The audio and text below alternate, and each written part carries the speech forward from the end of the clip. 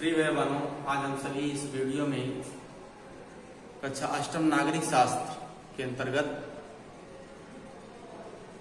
जिस पाठ का अध्ययन कर रहे हैं उस पाठ का नाम है हमें संसद क्यों चाहिए। संसद में हमने पढ़ा कि लोग और उनके प्रतिनिधि, जो लोग हैं और उनके प्रतिनिधि किस प्रकार से सरकार में हिस्सेदारी करते हैं, अपनी सहमति देते हैं।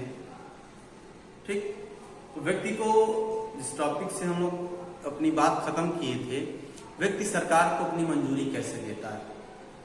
जैसा कि आपने पढ़ा है कि मंजूरी देने का एक तरीका है चुनाव।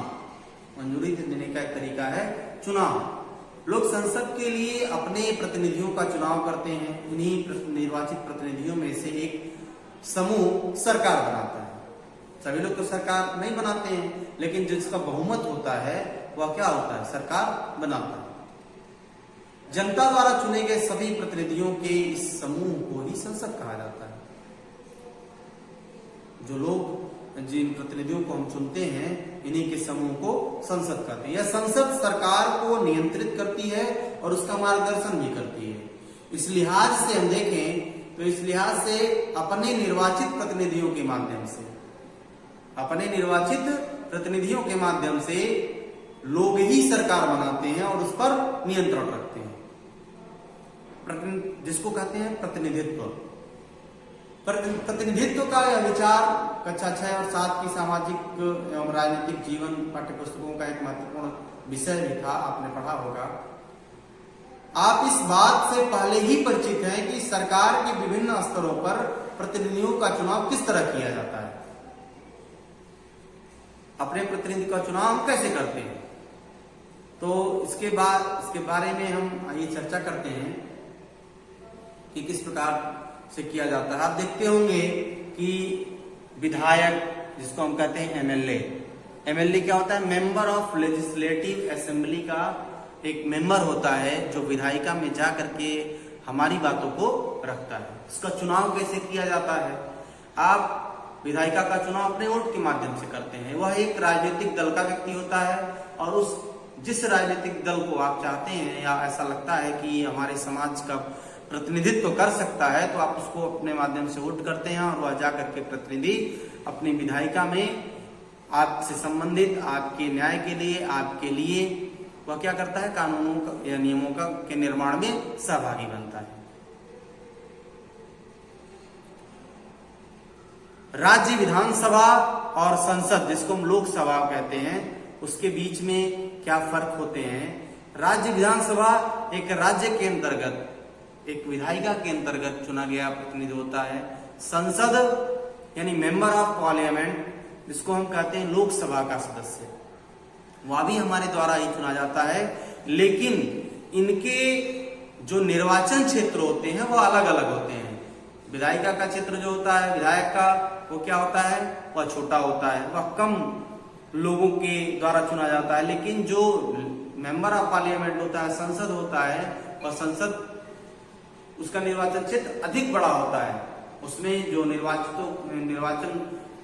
व्यक्तियों जो निर्वाचित करते हैं, उन व्यक्तियों की संख्या उनकी तुलना में, यानी जो विधायक को चुनते हैं, अधिक होती है।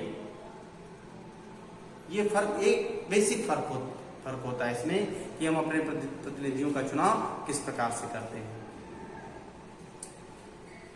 तो हमने आज पिछली वीडियो में हमने देखा कि लोग और उसके प्रतिनिधि और अपने प्रतिनिधियों का चुनाव कैसे करते हैं। अब इस चैप्टर में हम देखेंगे आगे संसद की भूमिका। संसद की भूमिका क्या है और संसद क्या क्या कार्य करती है। आप देखते हैं कि आजादी के बाद गठित की गई भारतीय संसद लोकतंत्र के सिद्धांतों में भारतीय जनता की आस्था का प्रतीक है।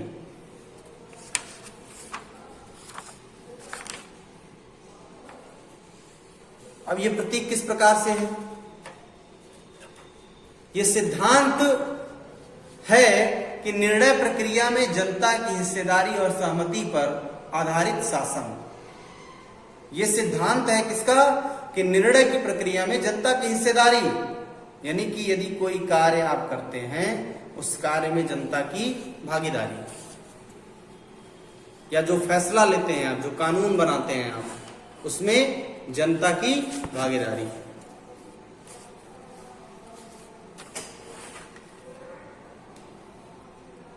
कैसे कि यदि कोई व्यक्ति जिसे आप अपना प्रतिनिधि चुन करके लोकसभा या राज्यसभा में आपने भेजा है, या विधायिका में भेजा है, या विधानसभा में भेजा है, तो क्या करता है, कोई निर्णय लेता है, तो निर्णय कैसे ले पा रहा है, आपके पक्ष में निर्णय इस प्रकार ले पा रहा है क्योंकि उस व्यक्ति का चुनाव आपके विचार के आधार पर किया गया है। इसलिए आप क्या करते हैं, आप भी अप्रत्यक्ष रूप से उस निर्णय का हिस्सा बनते हैं। हमारी व्यवस्था में संसद के पास महत्वपूर्ण शक्तियां हैं क्योंकि यह जनता का प्रतिनिधित्व करती हैं। लोकसभा के लिए भी उसी तरह के चुनाव होते हैं जिस तरह राज्य विधानसभा के लिए चुनाव होते हैं। आमतौर पर लोकसभा के लिए हर 5 साल में चुनाव करवाए जाते हैं, जैसा कि आप पिछले पृष्ठों में हमने आपको बताया, या आप अपनी किताब में देखेंगे जो पृष्ठ संख्या 41 उस पर चित्र दिया गया है नक्शे का, उसमें है। तो देश को बहुत सारे निर्वाचन क्षेत्रों में बांटा गया है। प्रत्येक निर्वाचन क्षेत्र में एक व्यक्ति को संसद में भेजा जाता है। चुनाव लड़ने वाले उम्मीदवार आमतौर पर विभिन्न राजनीतिक दलों के सदस्य होते हैं। जैसे आपके नॉलेज में भी होंगे कि भारतीय जनता पार्टी, भारतीय कम्युनिस्ट पार्टी, कांग्रेस पार्टी, ठीक है, आम आदमी पार्टी, जो क्षेत्रीय दल है, राज्यीय दल जिसको कहा जाता है, all India Anna Dravida Munnetra Kazhagam party, all India Trinamool Congress, Samajwadi party, Bahujan Samajwadi party. इस प्रकार से आप देखते हैं कि विभिन्न प्रकार की राजनीतिक पार्टियां अपने दलों से विभिन्न प्रतिनिधियों को चुनाव मैदान में लाती हैं और लाने के बाद उनका चुनाव हम अपने निर्णय के माध्यम से करते हैं कि हमारे समस्याओं को, हमारी बातों को संसद में कौन पहुंचा सकता है, कौन नहीं पहुंचा सकता है। तो इस प्रकार से क्या करते हैं, हम अपने प्रतिनिधियों के माध्यम से खुद पर शासन चलाते हैं और निर्णय की प्रक्रिया में भाग लेते हैं। ये सिद्धांत है निर्णय की प्रक्रिया का। ठीक, आगे की चर्चा हम अगले में। इस प्रकार से इसका जो टॉपिक हुआ, इसका जो प्रकरण निकला कि संसद की भूमिका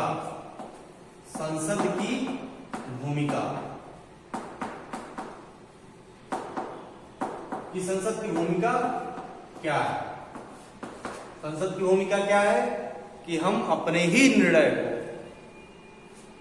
या अपने निर्णय के माध्यम से खुद पर शासन करते हैं और जो निर्णय लिया जाता है निर्णय की प्रक्रिया में हिस्सा लेते हैं। ठीक, आगे की चीजों को हम चर्चा करेंगे अगले वीडियो में।